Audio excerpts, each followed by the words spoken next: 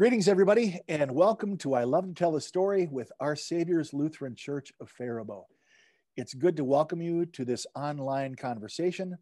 Over the last month or so, we've been visiting with members of our congregation. We will continue to do that about once a week and help folks talk about their faith and life and how they go together. It's a great experience, and I am very much looking forward to talking to my friend, Mary Kinney. Good morning, Mary. Good morning. It's good to see you. It's wonderful to see you. Thank you. Thank you. And these conversations are meant to be informal. The idea is we're just going to have a chat, talk about some issues about our life and our faith together. And I think it's probably good if we just were to jump in. So, Mary, would you just introduce yourself and tell us a little bit about your life or your family and the things that really matter to you? What makes Mary Kinney tick? Well, I guess I'll start with a little bit of a background. I was born and raised in St. James, Minnesota. I lived there until I was 5 and then moved to Wilmer and stayed there until I was in 8th grade and then moved to Tracy, Minnesota. Tracy. From 8th grade to 12th. So that's where I graduated from high school. And that's also where I met my husband, Dave. I was a senior in high school. He was his first teaching job in Tracy. And it just happened that I was a reporter on the school newspaper. And my first assignment that fall was to interview the new teachers. So I walked down the junior high was in the opposite building than the senior high. So I introduced Dave and we, had a nice chat, and I was involved with someone else. There was nothing there, but we saw each other throughout that. But to make a long story short, after graduation, I went to beauty school of cosmetology with my good friend, Sandy Graham.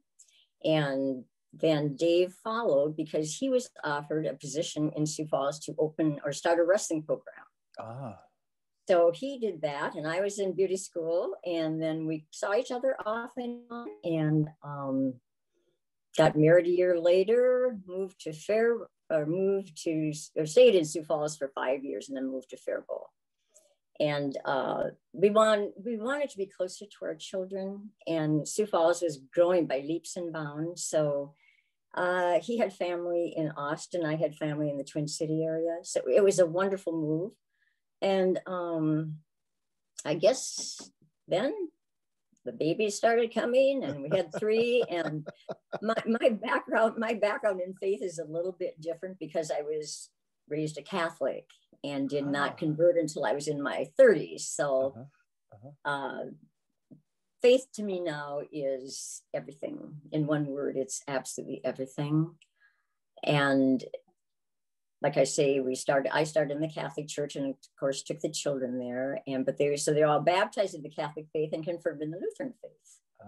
Yeah. And so we have 3 children and 4 grandchildren, and see them often. And I guess I'd say what makes me tick mostly is the joy that I find in being with the people that I love. That kind of sums up everything that I feel. Yeah. One of the things that I'm so proud of you about is that after you experienced a very profound loss. Correct. You moved through that process. In fact, that's how I got to meet you when your husband died. Was that like? It was probably 3 years in December. It was like the first month I was here, I think. It was. I don't think you were even here. I don't think you've been here like only maybe a couple of weeks. Is that correct? Yeah, and I think so. And I walked into your home, and here was this beautiful family. And Mary, you were taking care of your chicks. I was. You were, but there was this profound grief. And one of the things that you've done because of it is working through your grief. You've helped to make a grief group happen here at church, and that's been a very fruitful ministry. It has been one of the greatest things I think I've ever been a part of. Our group, it was actually a bereavement group that was started at the Alina Health Clinic. Yeah. And when I first joined, I think there were 9 members, and it was only a 4-week session. And we were all very newly bereaved. I believe I had lost Dave 3 months prior to attending my first meeting. And we sat around this table. There was a candle in the middle of the table. And then we shared our story, and most of us could not even share the story. It was so raw yet. Yeah. And as we continued, like I say, it was 4 weeks. By the second week, it was a little better. The third week, okay. The fourth week, we were still very broken. And you talk about a mountaintop experience.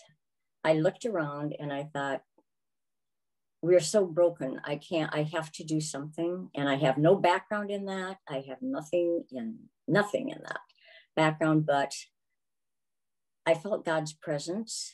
And I said, can I do this? And I approached the leader, Shannon Kubal, a wonderful young woman. And she said, of course, you need no training, no background. She said, find a place to meet. The first thing that came to my mind was you and Our Savior's Lutheran Church. And lo and behold, the answer immediately was yes. So we started our group with 6 members, and we met in the library for the first time. And we met in this little corner table. There were 6 of us gathered around. And of course, we had to have coffee and cookies. I mean, there's not a meeting without coffee. Of course.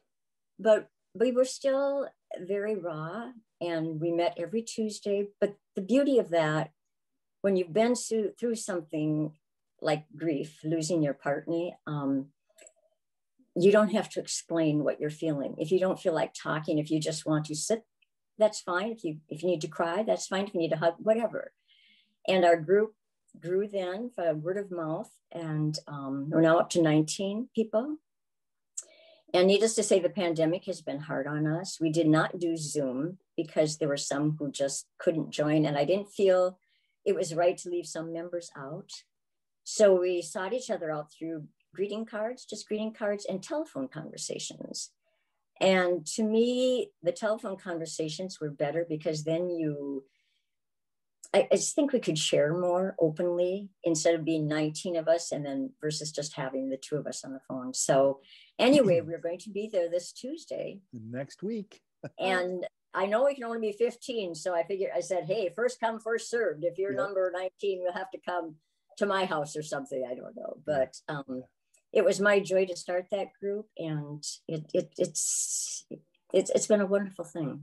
You know, Mary, one of the things that I've been just so impressed about is that you embody a concept that I have valued for my whole ministry. I've been doing this for 30 years. And once upon a time, I read a little book by a man named Henry Nouwen, who wrote a book called The Wounded Healer. And in that book, he argues, and I think quite persuasively, that in order to enter into other people's pain, you yourself need to be wounded.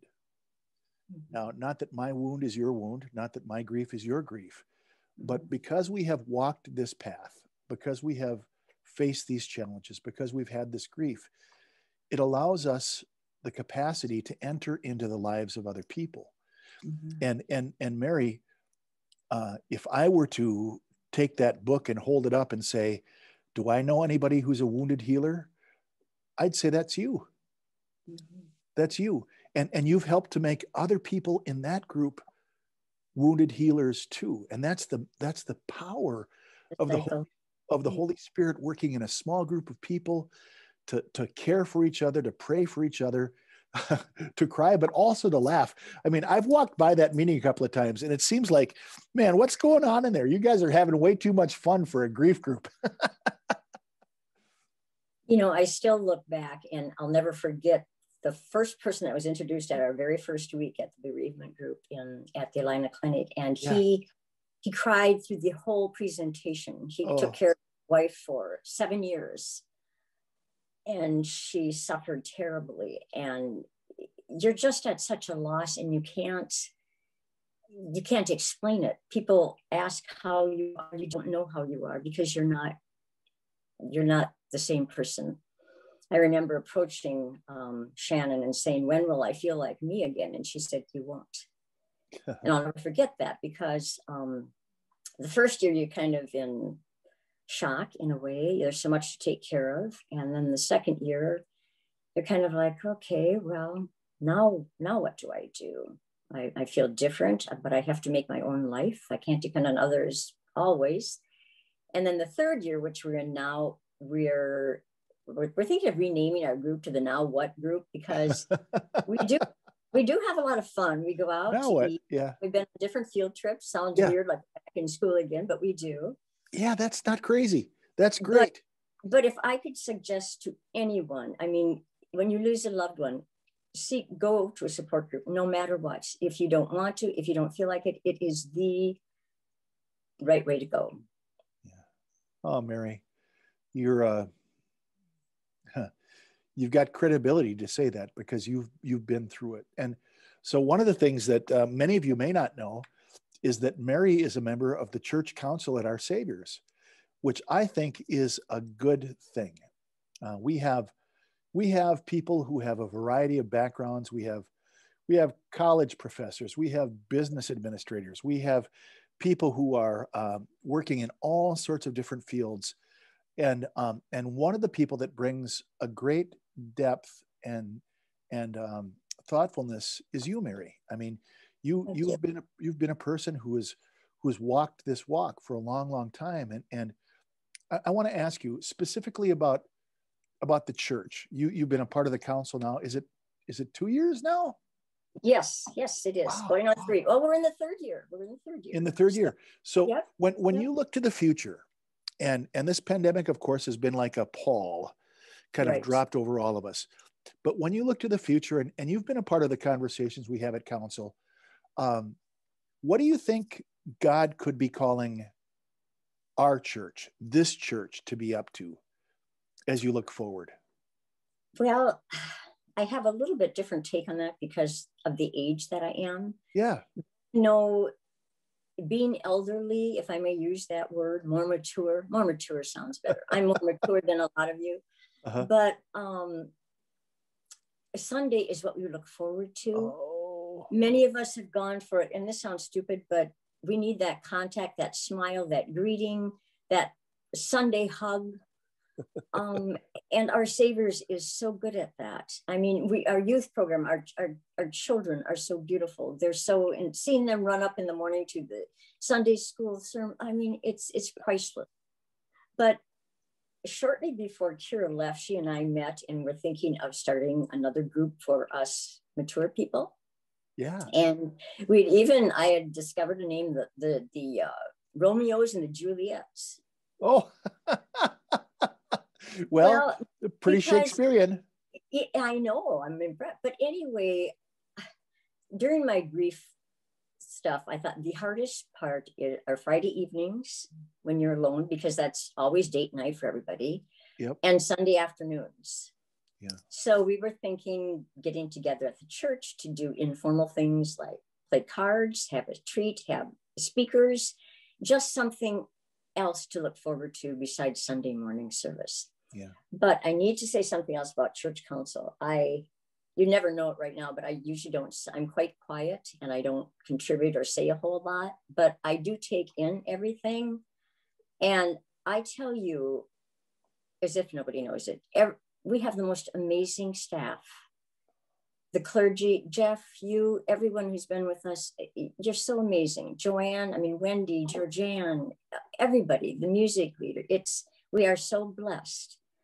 And the opportunities we have, the community cafe, the humanity, Habitat for Humanity, Ruth's house, now Sarah's home. It just goes on and on and on. And I happened to be working at the community cafe this last Tuesday. And a woman that I had not met before came up to me and she said, "You go to Our Savior's, don't you?" And I said, "Yes, I do." And she said, "I've heard a lot of good things about Our Savior's." And she said, "I might come and check it out some night." And I said, "Let me know." I said, "I will escort you." Uh-huh. And, I mean, so we are out there, we're visible, we're doing everything right. Oh, Mary. Well, you're very gracious, and it's probably time to wrap up our conversation. You and I have had conversations that have gone on for way more than an hour, whether it's been on the phone or in person. And I value your friendship and your wisdom. Is there anything, as we wrap up our conversation, that you'd like to share with the good people of our church? Any parting comment? Well, one thing, thank you for the way I was treated after my loss. The kindness, the hugs, the cards, the greetings, the sincere empathy that they showed to me. And you, I will never forget when you walked in my house. It was December 8th, and I had lost my husband just a few hours ago. And you took my hand and you said, what can I help you with? Or what can I do for you? And since that moment, you took over everything. You saved my life. To me, faith, in one word, is everything. It's everything. The community, the love that you share, the love, the leadership. And I want to say to our members that hard times come, but there's something that always comes every day, and that's a sunrise and a sunset. So I just like to say, be safe, be strong, be well, keep the faith. And Mary, you are a good friend and a great leader in our church, and a wonderful mom, and a great grandma. I love your grandkids. Before we started today, we had a chance to talk about a couple of them, and I got to know them a little bit at the time of the funeral. And God bless you. God bless your family. And thanks for this. And friends, please keep Mary in your prayers, all of the leaders of our church too. And as we move through this time, we're going to keep talking to more people during this I Love to Tell the Story idea. And Mary, I can't tell you thanks enough. So God bless you, friend. Thank you. And enjoy your weekend. I will. Thank you. All right. God bless you. Bye. Bye-bye.